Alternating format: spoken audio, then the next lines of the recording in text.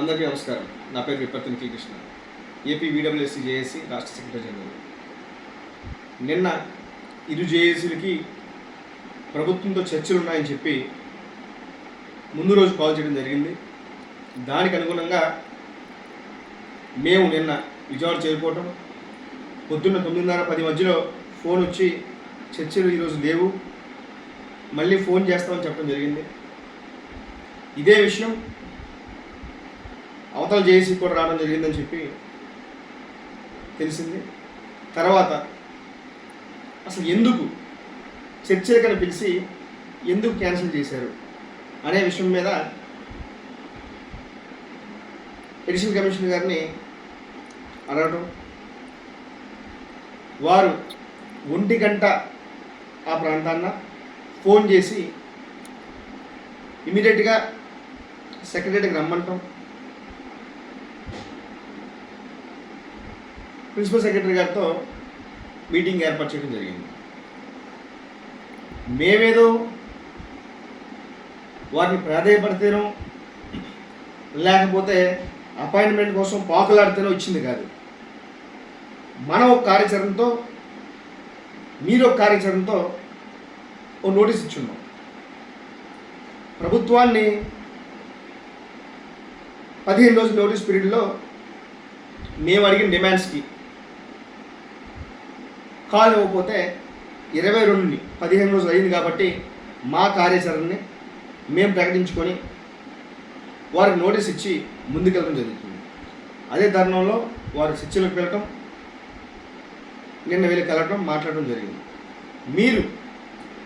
మీరు ఏదైతే మేము పెన్షన్లు ఆపుతాం, ప్రభుత్వానికి అల్టిమేటం జారీ చేస్తాం, మీ పద్ధతి వేరు, మా పద్ధతి వేరు. మీ దారిని మీరు వెళ్తున్నారు, మా దారిని మేము వెళ్తున్నాం. కింద 1,25,000 ఉద్యోగులు నలిగిపోతున్నారు. ఆ విషయం అందరికీ తెలుసు. ఇక్కడ మేము గొప్ప, ఇంకోడిని ఎవరినో తొక్కేస్తున్నాం, ఇంకోడిని ఎవరినో తొక్కి పైకి రావాల్సిన గతి పరిస్థితి మాకైతే లేదు. 6 సంవత్సరాలుగా మేము ఎవరు ఎలా తిరిగినా కించపరుచుకునే మాటలు, ఇష్టాసరంగా కామెంట్స్ ఈ 6 సంవత్సరాలుగా ఏ ఉద్యోగి చూసింది లేదు. ఈ గత 2 నెలల నుంచే ఎందుకు, ఏం ప్రయోజనాల కోసం అంటే మా మీద బుర్ర జల్లి మీరు ఎస్టాబ్లిష్ అవ్వాలనుకుంటున్నారా? అసలు మీరు అడిగితే మాకేంటి బాధ? మాకేం పదవుల మీద, ఇదేం ప్రధానమంత్రో సీఎంఓ కాదు కదా. మీరే అంటున్నారు కదా పదవుల కోసం ఎవరున్నారు? మాకు పదవులు ముఖ్యం కాదు. నిన్నే చెప్పాం. వైజాగ్ మీటింగ్లో 2 జేఏసీలు ఒక ఉమ్మడి కార్యాచరణ వెళ్ళాలి అనుకున్నప్పుడు 2 జేఏసీలు కలిసి ఒకటి ఎందుకు అవ్వకూడదనే అంశం వచ్చినప్పుడు మీ నుంచే మేము ఉండవు, మీరు ఉండొద్దు, ఒకే జేఏసీగా ఏర్పాటు చేసుకుందాం, ఒక న్యూట్రల్ పర్సన్ పెట్టుకుందామని చెప్పి పిలుపునివ్వడం జరిగింది. అదే దాని మీద నిన్న మిమ్మల్ని అడిగినప్పుడు మీరేం చెప్పారు? 2 జేఏసీలు వద్దు, మేము పదవులు వదులుకుంటాం, మాకేం పదవుల మీద వ్యామోహం లేదు, మేము ఏ విధంగా ఉద్యోగం కోసం నిలబడాలో మాకు తెలుసు, మీరు వదులుకొని న్యూట్రల్ పర్సన్ పెట్టి ముందుకు వెళ్దామని అడిగితే మీరేం చెప్పారు? మేము మా పెన్షన్స్ లాగా మేము ఆపుదామని మాట ఇచ్చేసాం.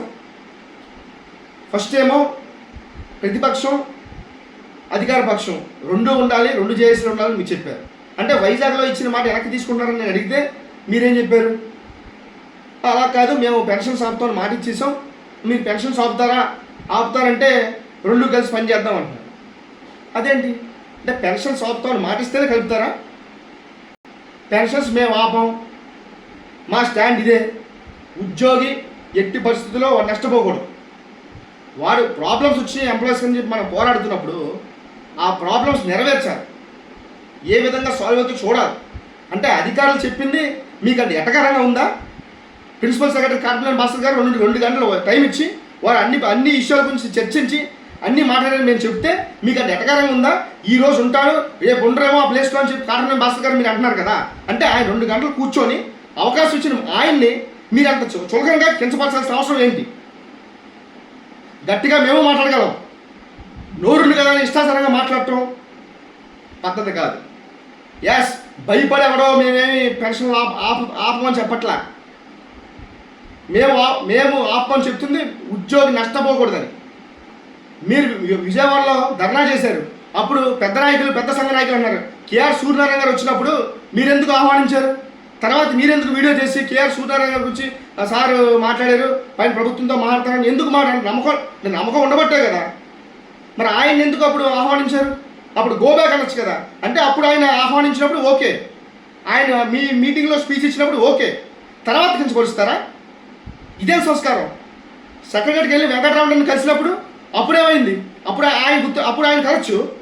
మీరు ఆయన ఆ పెద్ద నాయకుల మీద మీకు ఆ స్టాండ్ ఉన్నప్పుడు ఎందుకు కలిశారు? తప్పు, చాలా తప్పు. మేము ఇప్పుడు చెప్తున్నాం, మాకు ఏ పదవులో అవసరం లేదు. మేము ఏ విధంగా ముందుకు వెళ్ళాలో మాకు తెలుసు. మీరు కామెంట్స్ చేసుకుంటారో మమ్మల్ని కించపరుచుకుంటారో అది మీ సంస్కారానికి వదిలేస్తున్నా. మా స్టాండ్ ఒకటే, ఎట్టి పరిస్థితుల్లో ఉద్యోగి ఎక్కడ ఇబ్బంది కలగకుండా చూసుకునే బాధ్యత మాది.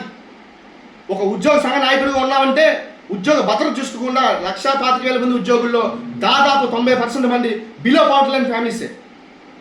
ఉద్యోగం కోల్పోతే వాళ్ళ కుటుంబానికి ఎవరు సమాధానం చెప్తారు?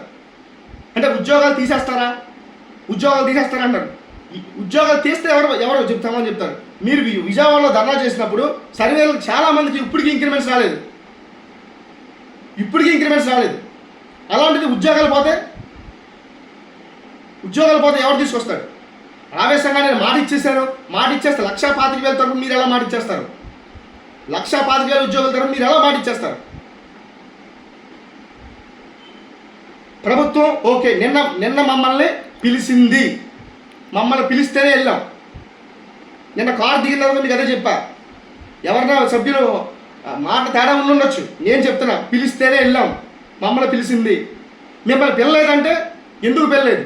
మా నోటీస్ ఎజెండా పాయింట్ ఒకటి, మీ నోటీస్ వేరే ఉంది. ఏమో ఎందుకు పిల్లలేదు వాళ్ళు అడగండి వెళ్ళి. అంతేగాని ఇష్టాసరంగా మాట్లాడాలంటే ఇది పద్ధతి కాదు. ఎంప్లాయీస్ ఒకటి అర్థం చేసుకోవాలి, మేము దేనికి వ్యతిరేకం కాదు. మా ప్రభుత్వం నిన్న 2 గంటలు చర్చల్లో నేషనల్ ఇంక్రిమెంట్ల గురించి, ఎట్టి పరిస్థితుల్లో ఫినాన్స్లో కొన్ని క్వైరీస్ ఉన్నాయి, నేను ఫినాన్స్ డిపార్ట్మెంట్తో మాట్లాడతాను, ఇన్ కేస్ ఫినాన్స్ డిపార్ట్మెంట్లో యాక్సెప్ట్ చేయకపోతే ఖచ్చితంగా ముఖ్యమంత్రి గారితో మాట్లాడి మీకు నేషనల్ ఇంక్రిమెంట్ ఇచ్చే బాధ్యత నాది అని చెప్పి కార్పొరేషన్ మాస్టర్ గారు చెప్పడం జరిగింది. 2, సెలవు దినాల్లో పండగల్లో ఇష్టాసరంగా ఉద్యోగులను ఇబ్బంది పడే విధంగా మమ్మల్ని అధికారులు ఇబ్బందికి గురి చేస్తున్నారు, ఖచ్చితంగా రావాలని చెప్తున్నారని చెప్పినప్పుడు ఎట్టి పరిస్థితుల్లో కూడా సెలవుల్లో పండగ దినాల్లో మీరు ఆఫీస్కి వెళ్ళాల్సిన పని లేదు. మీకు ఎవరన్నా పని ఒత్తిడున్నా, ఎవరన్నా ఇన్ కేస్ ఆ రోజు రమ్మని చెప్పినా మా సెక్రటరీ గారు చెప్పారని చెప్పండి, ఎవరన్నా మిమ్మల్ని ఇబ్బంది పెడితే నా దృష్టికి తీసుకురండి అని చెప్పిన మాటను తప్పుపడతారా?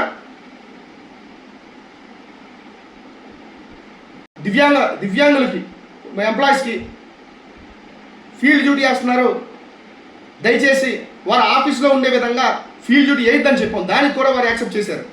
సీఎల్స్ కోసం ఉద్యోగులు ఇబ్బంది పడుతున్నారు, అత్యవసరంగా సీఎల్ తీసుకోవాలంటే అధికారి టైం కుదరకపోతే సీఎల్ పెట్టడం కుదరట్లేదు. దానికోసం కూడా చెప్తే ఇమీడియట్గా సీఎల్కి 1 డే టైం ఇచ్చి ఆ 1 డేలో డీమ్ టు బి అప్రూవ్డ్ అని చెప్పి అయ్యే విధంగా మేము ఇస్తామని చెప్పి, అదే ఈఎల్స్కి అయితే 3 డేస్లో అవుద్దని చెప్పి మేము డిజైన్ చేస్తామని చెప్పారు. మొన్న ట్రాన్స్ఫర్స్లో కూడా చాలా వరకు ఎంప్లాయీస్ ఇబ్బంది పడ్డారు.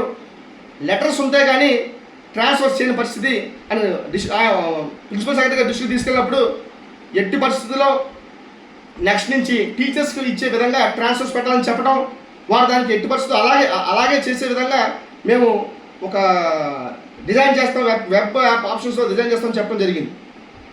మ్యూచువల్ ట్రాన్స్ఫర్స్ కోసం స్పౌస్ ఇస్తాం. మ్యూచువల్ ఇంటర్ డిస్ట్రిక్ట్ ట్రాన్స్ఫర్లో స్పౌస్ కేటగిరీ ఇస్తాం. మ్యూచువల్ అనేది కొంత ఫినాన్షియల్ లాబింగ్ జరుగుతుంది, అది ఏం లేకుండా చూసుకొని వాళ్ళకి కూడా కల్పిస్తామని చెప్పడం జరిగింది.